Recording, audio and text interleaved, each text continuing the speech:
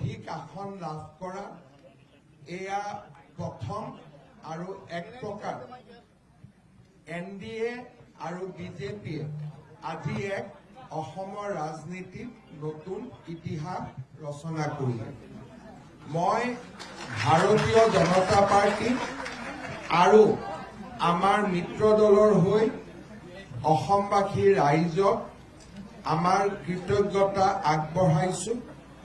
শিৰ নত কৰি প্ৰতিগৰাকী অসমবাসী ৰাইজক আমি তেওঁলোকৰ শ্ৰীচৰণত সেৱা আগবঢ়াইছো যে নিৰ্বাচনৰ সময়ত আমি আপোনালোকক দিয়া প্ৰতিটো প্ৰতিশ্ৰুতি পালন কৰাৰ বাবে আমি নিষ্ঠাৰে সৈতে কাম কৰিম। ভাৰতৰ প্ৰধানমন্ত্ৰী নৰেন্দ্ৰ মোদী ডাঙৰীয়াই যোৱা 10টা বছৰে যি ধৰণে আমাৰ ৰাজ্যখনৰ বিকাশত বৰঙণি যোগালে, আজি অসমৰ ৰাইজে প্ৰধানমন্ত্ৰী নৰেন্দ্ৰ মোদী ডাঙৰীয়াৰ নেতৃত্বৰ ওপৰত পুনৰ এবাৰ আস্থা প্ৰকাশ কৰিলে।